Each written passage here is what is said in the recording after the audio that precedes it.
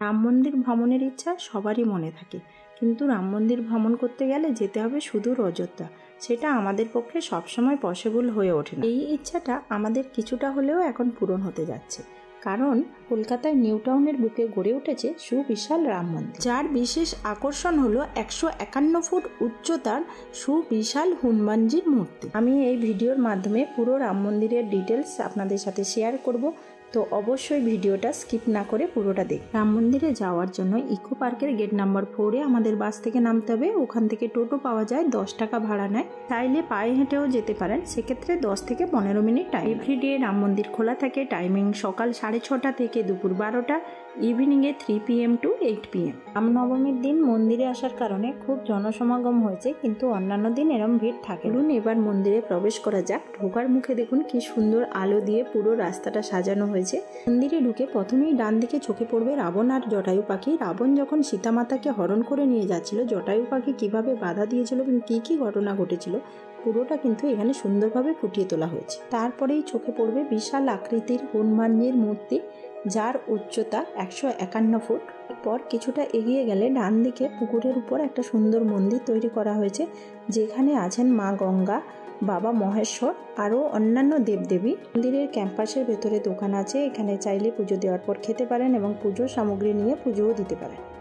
এখন আমরা মূল মন্দিরে প্রবেশ করব। মূল মন্দিরের প্রবেশ গেটটা দেখো কি সুন্দর, হাতি এবং বিভিন্ন দেবদেবী দিয়ে সাজানো। প্রবেশ গেট দিয়ে ঢুকেই ডান দিকে একটা বড় গাছ আছে এবং গাছের নিচে অনেক দেবদেবী আছে।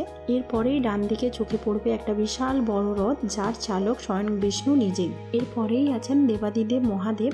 এখানে চাইলে পুজো দিতে পারেন, ধূপ মোমবাতি প্রদীপ জ্বালতে পারেন। দেবাদিদেব মহাদেব এবং সুবিশাল রথের মাঝখানে একটা রাস্তা আছে, ওখান দিয়ে মূল মন্দিরে প্রবেশ করা যায়। চলুন এবার মূল মন্দিরে প্রবেশ করা যাক। মূল মন্দিরে ঢুকেই প্রথমেই চোখ যাবে কাঁচ দিয়ে ঘেরা বিভিন্ন দেবদেবীর মূর্তি। এই মূল মন্দিরটা কিন্তু পুরোটা কাঁচ দিয়ে তৈরি, তাই রাতের আলোতে মন্দিরের ভেতরটা আলাদা যেন একটা চমক দিচ্ছে। এবার আমি চলে যাব মূল মন্দিরের গর্ভগৃহের সামনে। যেহেতু আজকে রামনবমী ছিল, তাই সবার মাথায় সুন্দর একটা রামের টিকা লাগানো হচ্ছে। মন্দিরের প্রথম গর্ভগৃহে বিরাজ করছেন রাধা কৃষ্ণ, সেকেন্ড গর্ভগৃহে বিরাজ করছেন প্রভু রামচন্দ্র, সীতা মাতা, ভ্রাতা লক্ষ্মণ। এবার চলে যাব তৃতীয় গর্ভগৃহ, মানে লাস্ট গর্ভগৃহে বিরাজ করছেন লক্ষ্মী নারায়ণ। চলুন এবার মূল মন্দিরের ভেতরে কাঁচ দিয়ে ঘেরা ছোট্ট মন্দিরটি পরিদর্শন করি।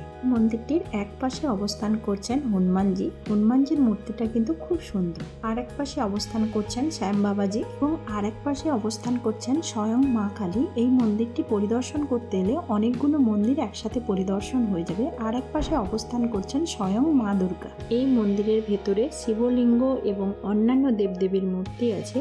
মন চাইলে শিবলিঙ্গে দুধ ডাব ঢালতে পারেন, কিন্তু মন্দিরের ভেতরে ধূপ বা প্রদীপ জ্বালানো নিষেধ। মন্দিরের আর এক স্থানে আছেন সিদ্ধিদাতা গণেশ। মেন মন্দিরের পাশেই ছিল জিনমাতার মন্দির। ওখানে প্রবেশ করে দেখলাম রামনবমী হিসেবে খুব সুন্দর প্রোগ্রাম হচ্ছে। আমরা বেশ কিছুটা টাইম ওখানে কাটালাম।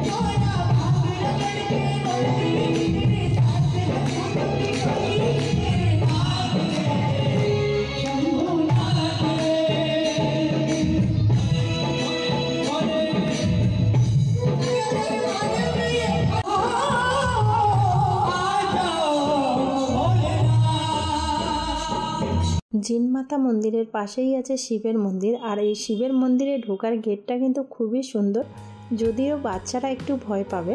এই রাক্ষসের মুখের মধ্য দিয়ে মন্দিরের ভেতরে প্রবেশ করলেই দেবাদিদেব মহাদেবের দর্শন পাওয়া যাবে। এখানেও আপনারা চাইলে দুধ ডাব গঙ্গা জল বাবার মাথায় ঢালতে পারেন। আর এই মন্দিরের পুরো ওয়াল জুড়ে রামায়ণের ছোট্ট ছোট্ট কাহিনী তুলে ধরা হয়েছে, মানে এই মন্দিরে প্রবেশ করলে পুরো রামায়ণটা চোখে ভাসে। জিনমাতা মন্দিরের পাশেই একটা বড় মন্দির আছে, সেটা হলো শ্রী বালাজি বাবুসা মন্দির। চলুন এবার বালাজি বাবুসা মন্দিরের ভেতরে প্রবেশ করা যাক। এই মন্দিরের ভেতরটাও বেশ বড় সড়ো, চাইলে অনেকটা টাইম এখানে কাটানো যায়। এই মন্দিরের প্রথম গর্ভগৃহে অবস্থান করছেন মা দুর্গা, সেকেন্ড গর্ভগৃহে অবস্থান করছেন বালাজি বাবুসা মহারাজ, লাস্ট গর্ভগৃহে অবস্থান করছেন পঞ্চমুখী হনুমান। কারোর মন চাইলেই গুরুজির কাছ থেকে ধাগা পড়তে পারে। আমিও ছেলের হাতে ধাগা বাঁধছিলাম গুরুজির থেকে। সবাই হাতে টাকাটা মুঠো করে রেখেছিল, আমার ছেলের হাতে যে টাকাটা ছিল ওটা ফেলে দিয়েছে, ওটাই গুরুজি খুঁজছিল। এই মন্দিরের ভেতরেও শিবলিঙ্গ আছে, মন চাইলে এখানেও জল ঢালতে পারেন।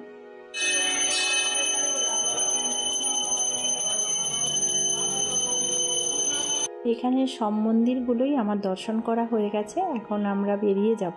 এই মন্দিরে আসার জন্য নিয়ারেস্ট রেলওয়ে স্টেশন বালি, ওখান থেকে ইকো পার্কগামী যে কোনো বাস ধরেই ইকো পার্কের 4 নম্বর গেটে নেমে টোটো নিলেই খুব সহজেই মন্দিরে পৌঁছাতে পারে। বন্ধুরা, আজকে এই ভিডিওটা এখানেই সমাপ্ত করলাম।